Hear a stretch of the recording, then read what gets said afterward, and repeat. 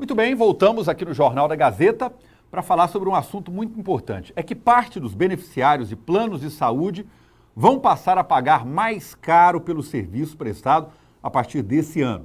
Isso acontece porque começam a ser aplicados os reajustes retroativos dos aumentos de 2020 que foram congelados devido à pandemia de Covid-19. É preciso ficar atento ao que chegará a ser explicitado nas cobranças a partir de janeiro agora desse mês. Bom, para falar sobre esse assunto, eu converso agora com a advogada, especialista em direito do consumidor, a doutora Mariane Cardoso Schmidt. Doutora, é um grande prazer recebê-la aqui para falar sobre esse assunto tão importante. Boa tarde. Boa tarde, Thiago. O prazer é todo meu. Espero colaborar aí com as dúvidas dos ouvintes e telespectadores. Bom, eu li que tem plano de saúde que vai aumentar em até 25% aí o seu valor. Isso é um absoluto exagero, não? Tiago, sim, e a gente vai além ainda desse exagero, porque esses aumentos que terão agora é justamente em cima do que você falou, foram porque os reajustes foram congelados em razão da crise sanitária e econômica causada pela pandemia do Covid. Esses reajustes, eles são retroativos e se referem a 2018 e 2019. E foram congelados também os reajustes de faixa etária. Então, o mês de janeiro agora, o consumidor já começa a receber na sua casa o boleto com reajuste, além da faixa etária, da mudança, se é que teve, o reajuste que foi congelado e o reajuste que virá esse ano. E a gente até chama atenção aí pelo seguinte sentido, para o consumidor ficar atento, porque os boletos, dos requisitos é que esse boleto venha discriminado qual é o valor da mensalidade, o valor da recomposição e quantas parcelas estão sendo feitas. Então é importante o consumidor ficar atento a isso, porque é obrigação dos planos de saúde emitir esse boleto com essas informações para que o consumidor fique esclarecido. Bom, doutora, com toda sinceridade, a impressão que a gente tem quando você vai fazer um orçamento de plano de saúde é que não tem mais para onde aumentar, os preços estão exageradamente altos, né? É difícil pensar no aumento, até porque a pandemia não acabou, a crise, a gente não tem nem previsão de acabar, a situação do brasileiro continua a mesma, muito difícil não pior, ainda, né? E aí falam em aumentar retroativamente, me parece simplesmente inadmissível. Não há nada que se possa fazer para impedir esse aumento? Olha, é claro que sim, né? Os órgãos aí de defesa do consumidor, IDEC, inclusive já pontuou, a própria ordem dos advogados também, né, estão aí junto aos consumidores e aos órgãos, tentando aí junto com a agência reguladora verificar essas questões, para ver se realmente conseguimos aí reajustar, porque o que nós estamos falando, esse reajuste, ele é retroativo, ele já era para ter ocorrido, e agora a conta chega mais salgada, vamos dizer, com 3 praticamente reajustes no plano de saúde aí do consumidor. O que pode ser feito, o próprio cliente, né, junto com a operadora, verificar essas questões, a quantidade de parcelas, porque elas serão diluídas ao longo do ano de 2021. Então, assim, esse reajuste, ele não pode ser cobrado de uma vez, ele deverá ser cobrado em 12 vezes. Então, ao longo de 2021, cada mês você pagará aí uma parcela desse reajuste. Ô, doutora, muitas vezes, mesmo pagando caro, quando a pessoa precisa de um socorro lá no plano de saúde, ainda tem aquela quantidade enorme de desculpas, a pessoa simplesmente não consegue, muitas vezes não consegue o atendimento. Procurar a justiça, procurar um advogado, pode ser uma saída para esses entraves, quando você está pagando o serviço e não consegue ser atendido pelo plano de saúde? Com certeza, e embora nós tenhamos aí o judiciário, às vezes um pouco lento em relação à própria judicialização de todas as questões, né? Às vezes é uma das últimas opções que o próprio consumidor opta, seria judicializar a questão. A gente, até como advogado mesmo, procuramos aí a parcimônia entre a operadora e o próprio cliente, mas realmente quando não tem saída e não tem resposta e não tem aquela devida atenção com o consumidor, o caminho é sim a judicialização. E temos aí resultados bons, né, em relação a esse tipo de demanda, né, esse litígio, quando nós enfrentamos ele no judiciário. Ok. O Fred, coloca por gentileza aí o telefone para o nosso telespectador fazer a pergunta. A Débora mandou uma pergunta que eu achei interessante aqui. Tiago, boa tarde, doutora. A minha mãe passou por uma cirurgia de retirada de mama por causa do câncer. Só que depois, na hora de fazer a reconstrução, o plano de saúde não quis porque disse que era estético. É assim mesmo, doutora?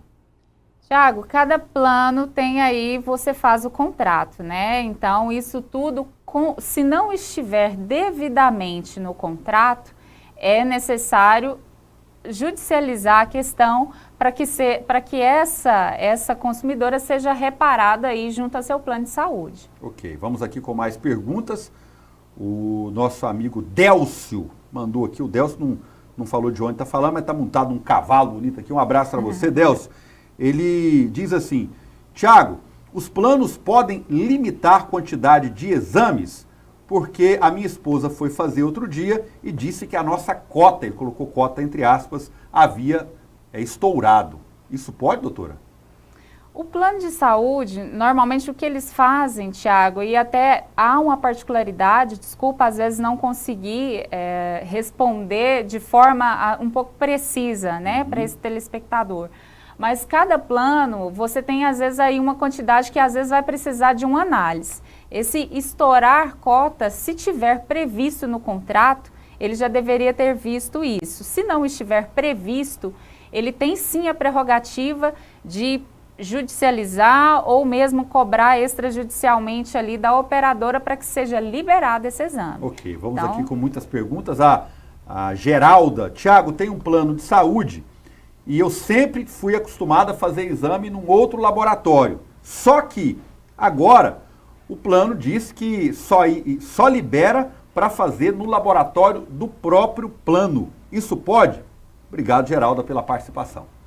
Geralda, hoje nós temos vários tipos de planos de saúde, inclusive a nova, vamos dizer assim, uma nova modalidade vem sendo disseminada aí entre as operadoras de plano de saúde, que seria para que os consumidores apenas façam exames e consultas dentro da sua rede conveniada. Então você, por exemplo, tem um médico da sua preferência que você já consultava com outro plano e de repente você fez uma portabilidade, agora está com esse plano e esse plano somente te permite fazer a consulta ali da rede conveniada. Você não pode mais fazer com aquele médico da sua preferência, porque ele não está no rol da rede conveniada. Mas isso vale para o tipo de plano que você optou em contratar. Se o plano, antes disso, eu estou livre para poder fazer uma consulta com o médico da minha preferência e em qualquer rede de saúde, né, dentro da Grande Goiânia ou até mesmo interior, essa restrição não pode ser feita. Ok. O Antônio mandou a mensagem aqui, ele mora lá no setor Novo Horizonte. Tiago, um abraço, parabéns a vocês pelo jornal, eu assisto todos os dias. Gostaria de saber da doutora o seguinte, eu procurei o meu plano e acabei não conseguindo atendimento. Como era um caso sério, fui no SUS e, por incrível que pareça, fui atendido. Eu devo entrar com uma ação contra o plano? Obrigado, Antônio, a todos do Novo Horizonte nos assistindo. Com certeza, Antônio, você tem aí a prerrogativa de entrar, sim, e cobrar, né, esse atendimento que não foi feito. Embora você já tenha sido atendido, né, em relação ao atendimento que você precisava, especializado aí para a saúde, que demandava no momento, você pode cobrar aí a questão de indenização de perdas e danos, né, todo esse desgaste que você tem com o plano de saúde. Aí eu fiquei indignado com essa questão. O cara paga caro e depois tem o SUS resolve o problema dele e o plano de saúde não resolve, e aí não dá, né, doutora? Exatamente. O que a gente vê, Tiago, muito, e você pontuou bem ao fazer a chamada aí do início do programa, é que os planos de saúde teve, neste momento que nós estamos vivendo, da crise sanitária e econômica aí por conta da pandemia, tiveram a diminuição nos atendimentos médicos eletivos. Então, foi o único setor que faturou com isso. Os demais, aéreos, outros, comércio, turismo em geral, todos eles tiveram uma queda. E o setor de saúde foi, com certeza, aquele que lucrou. E mesmo assim, estão fazendo a aplicação do reajuste. Quem paga essa conta somos nós, né? Pois é, que contratamos. Com toda certeza. Agora, o desemprego em alta, a crise econômica que nós estamos vivendo, isso pode causar uma verdadeira debandada do sistema privado de saúde, e aí vai causar um problema no SUS também, porque vai superlotar o SUS. Agora, essas empresas que estão tratando o cliente assim, que já não atendem bem, cobram caro e agora querem aumentar em 25% o valor, podem ficar sozinhos aí, viu, doutora? Porque as pessoas não vão conseguir pagar. Né? Esse aumento percentual que você mencionou é até 25%, porque as mensalidades ficarão mais caras justamente por conta dessas 3 somas aí de reajustes. Reajuste que ficou congelado, reajuste da faixa etária e o reajuste normal do ano, né? Vai chegar a 20%, porque o que está previsto e autorizado pela Agência Nacional de Saúde, a nossa agência reguladora, é de 8,14%. Os planos familiares e individuais, eles devem ter um aumento máximo de 8,14%, não mais do que isso. O plano de saúde pode colocar um percentual menor, mas mais do que isso não. Ele vai ficar mais alto justamente pela somatória. Doutor, o governo regula esses preços. Sim. Se deixasse uma concorrência livre, a senhora acha que pioraria ou melhoraria a situação? Porque aí talvez acontecesse realmente uma concorrência entre os planos. Ou mesmo assim, você acha que eles combinariam entre si para aumentar de maneira coordenada entre eles? Né? Vai depender muito, Tiago, é resposta de advogado, mas é isso mesmo, vai depender, porque assim, nós temos hoje aí quem regula a questão de combustível mesmo, nós temos essa questão do combustível que pode ser mais barato, porém nós temos aqui, né, próximo a nós aqui, distribuidor, e o nosso combustível é um dos mais caros, né? E está livre, tem um valor máximo, está livre, é realmente um cartel, e eu acredito que, assim como foi com a energia, nós tivemos aí, foram reclamações quando privatizou, né, e se tornou a Enel, né, Celg se tornou Enel. Então, a gente realmente, assim, a resposta depende, e realmente, quando vai pagar para ver, é realmente o consumidor quem vai pagar essa conta, para experimentar. Doutora, o que a gente pode fazer nessa iminência do aumento? Sai gritando? Porque assim, a população está numa situação delicada. O SUS a gente sabe do jeito que está. Agora, ter que pagar um aumento desse nesse momento, qual é a solução? Tem uma saída final? Ou é sentar e chorar? Não, sentar e chorar não, Tiago, mas é possível que o consumidor negocie com a operadora do plano de saúde. Mas nem conversa com a gente. Exatamente, não. É muito difícil, mas há essa possibilidade. Muitas vezes tem o plano individual, o familiar e aqueles até 29 usuários, né, que é um pouco mais fácil de coordenar. Aqueles coletivos que, por exemplo, são das categorias profissionais, tem um número muito maior aí de pessoas associadas. Então, fica um pouco até mais fácil, poderiam cobrar um valor, inclusive menor, e que não fazem. Né? Doutora Mariane Cardoso Schmidt, tá, um presente da TV Gazeta. Obrigada. E também da Digital Bonés. Muito obrigado pela entrevista. Obrigada, muito obrigada. Forte abraço e até uma próxima oportunidade. Até a próxima, obrigada.